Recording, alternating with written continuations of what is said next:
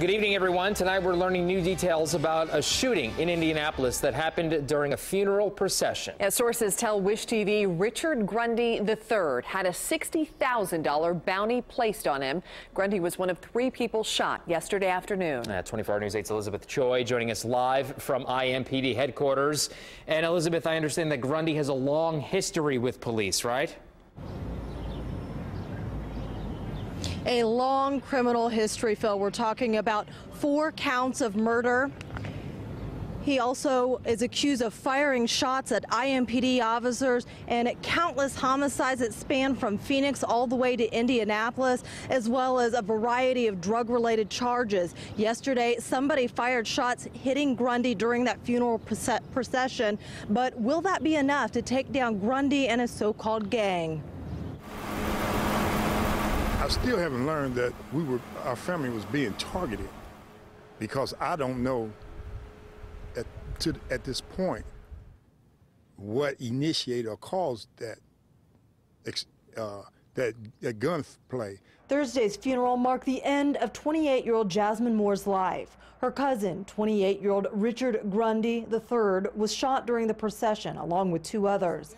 S.A. Tenenbaugh is the grandpa of Moore and the uncle of Grundy. He was driving in the funeral procession when bullets narrowly missed his car. I don't know if it was a volley of fire upon my family, or was it an exchange of fire? As former IMPD chief Rick Hite led several busts that seized millions from Grundy's drug cartel, he says. Hite believes this could be a form of street justice, retaliation against Grundy. In February of 2015, police accused Grundy of firing shots at officers. Further investigation led prosecutors to charge him in connection to 4 murders that happened in Indianapolis in January and February of 2014.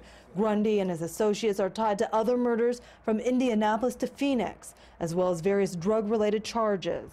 Mr. Grundy had the opportunity to recognize when he was incarcerated for several of the shootings and/or homicides he's involved with, and the subsequent charges he received in Texas, to make a change. Hite says whether or not Grundy survives is not what will take down Grundy's gang. Even those in the game need to understand that there comes a point where you have to distance yourself from Mr. Grundy and come forward with information to send him away for a long period of time, or you yourself may be subsequent to some issues. Issues that Tenenbaugh says cost his granddaughter her life. That was the same situation with my granddaughter.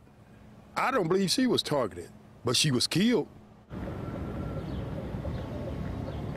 Now, at this time, authorities still have not released the name of the other 2 victims from the shooting. As for Grundy, I'm told he's recovering at a hospital, but no word yet on his condition. Police are still searching for the person or people responsible in this triple shooting.